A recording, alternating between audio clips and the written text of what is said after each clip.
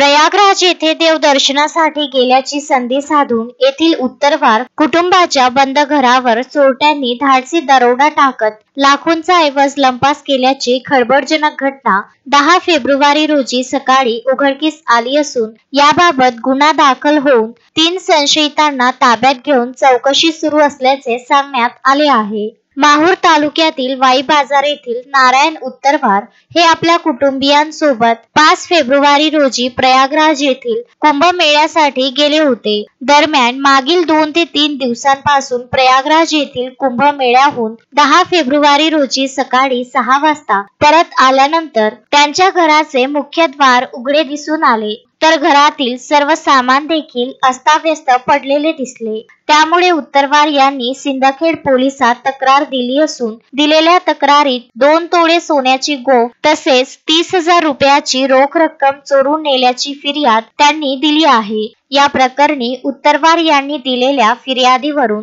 Sindkhed police ठाण्यात 25/2025 नुसार भारतीय न्याय संहितेचे कलम 331(4) व 305 अन्वये अज्ञात चोरट्यांविरोधात गुन्हा दाखल करण्यात आला असून सहाय्यक पोलीस निरीक्षक रमेश जाधव हे तपास करीत आहेत। सदर घटनेबाबत गुन्हा दाखल झाल्यानंतर घटनेचे गांभीर्य लक्षात घेऊन दुपारी श्वान पथकासह अंगुली मुद्रा पथकाला पाचारण करण्यात आले होते। या प्रकरणी 3 संशयितांना सिंदखेड पोलिसांनी ताब्यात घेतल्याची प्राथमिक माहिती प्राप्त झाली आहे। दरम्यान वाई बाजार येथे उघडकीस आलेल्या घटनेची तातडीने दखल घेत यासारख्या घटना घडू नयेत यासाठी पोलीस ठाण्याच्या हद्दीतील सर्व गावांना सतर्कतेचा इशारा देत पोलीस ठाण्याच्या हद्दीतील सर्व गावात कार्यान्वित असलेल्या ग्राम सुरक्षा दल तसेच नागरिकांनी सतर्क राहण्याचे आवाहन सिंदखेड पोलीस ठाण्याचे सहाय्यक पोलीस निरीक्षक रमेश जाधव यांनी केले आहे।